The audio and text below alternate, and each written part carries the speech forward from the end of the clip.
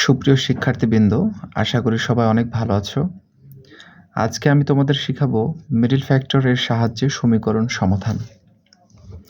তো আমরা এখানে একটি দ্বিঘাত সমীকরণ নিব। তোমাদের বইয়ে অনেক উল্লেখিত একটি ম্যাথ,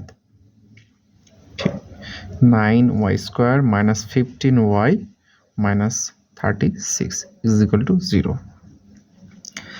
আমরা বরাবরই যে কাজটি করে আসছি সেটি করব। প্রথমে যেটা স্কয়ার আছে এর সাথে যে সহগটা থাকবে এবং শেষে ধ্রুবক, এই দুইটাকে আমরা গুণ করব।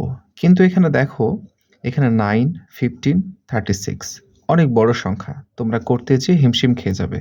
তাই আমরা এখানে করব কি, এখানে তিনটার মধ্যে থেকে কিছু কমন পাওয়া যায় কিনা সেটা আমরা দেখব, অর্থাৎ সাধারণ কোনো গুণনীয়ক আছে কিনা।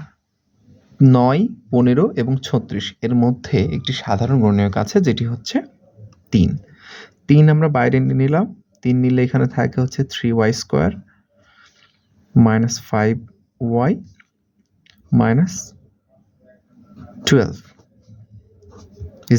0। এই 3টা এখানে গুণ অবস্থায় আছে, ডান দিকে গেলে সেটা ভাগ হয়ে যাবে। 0-র সাথে ভাগ অথবা গুণ যাই হোক সেটা 0 হয়ে যাবে। অর্থাৎ আমরা লিখতে পারি 3y² - 5y - 12 = 0। এখন আমরা দেখতে পাচ্ছি অনেক ছোট হয়ে গেছে সমীকরণটি। এখানে প্রথমে y² এর সহগ, এখানে y² থাকতে পারে, x² থাকতে পারে, যেটাই থাক। তো 3 এবং এখানে 12, দুইটাকে আমরা গুণ দেব। গুণ দিলে আমরা পাই 3, 12, 36। তাহলে এই 36কে আমরা এমন করে ভাঙব যাতে দুইটি সংখ্যা গুণ করলে এখানে 5y গুণ করলে 36 হবে এবং যোগ বিয়োগ করলে 5y হবে। আমরা এখানে দেখতে পাচ্ছি 36কে ভাঙলে 3 গুণ 12 করলে 36 হয় এবং 9 গুণ 4 করলে 36 হয়। 3 আর 12 যোগ বিয়োগ করলে কখনোই 5 হয় না, তাই আমরা 9 গুণ 4 নিব। তাহলে 9 থেকে 4 বাদ দিলে 5 হয়। যোগ বিয়োগ করলে কত হবে? এই 5টা হবে। তাই আমরা করব কি, এখানে 3y² এবং 9 এবং 4 আমরা এখানে নিব। তো 9y টাকে প্রথমে নিব, তারপরে আমরা প্লাস 4y নিব। তাহলে দেখো, এই দুইটা গুণ করলে কত আসছে? 36 আসছে। সরি, এখানে হবে 12 = 0। তাহলে আমরা এখানে ভাগ করে নিব দুইটা সেক্টরে। প্রথম দুইটি পদের মধ্যে থেকে একবার কমন নিব এবং শেষের দুইটি পদের মধ্যে থেকে একবার কমন নিব। তাহলে প্রথম দুইটি পদের মধ্যে থেকে কি কমন পাওয়া যায়?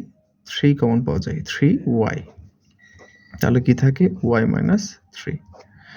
এবং পরের দুইটির মধ্যে থেকে কি পাওয়া যায়? 4 পাওয়া যায়। তাহলে কি থাকে? y - 3 = 0। তাহলে আমরা এখানে যেটা করব, পুরোটা থেকে আমরা এখন যেটা পাই কমন, সেটা হচ্ছে y - 3। y - 3 নিয়ে নিয়েছি, তাহলে এখানে থাকে 3y আর এখানে প্লাস 4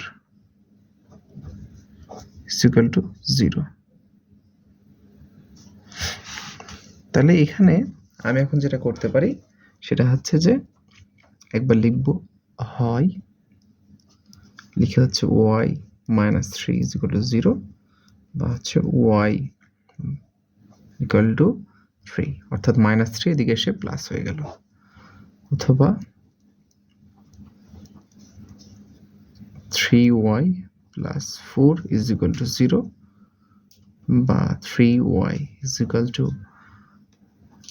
-4, প্লাসটা মাইনাস হয়ে গেল, y = -4/3, মানে এই যে 3 গুণ আছে এখানে এসে ভাগ হয়ে গেল, অর্থাৎ 4/3। আশা করি তোমরা বুঝতে পেরেছ। এরকম বিভিন্ন অঙ্ক তোমরা একই নিয়মে করতে পারবে। ধন্যবাদ।